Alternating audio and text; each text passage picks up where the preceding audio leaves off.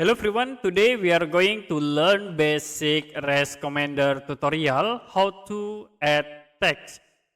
So there are two options to add text. You can use the text command, and the second we can use the mtext command. So you can type text, press enter. I will click here for the start point. Now you can set for the height text, I will set into 20, press enter. And then for angle, set 0, enter. And then you can type text like Mufasuket, click outside, and then press escape button to close. Another option, you can type mtext, press enter, and I will click in here to create text location. And you can type in here, but first I will set for height into 20.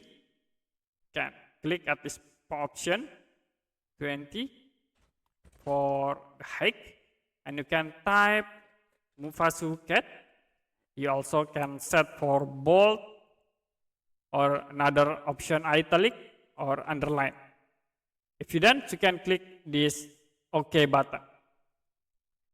Okay, that's it for basic REST commander tutorial how to add text.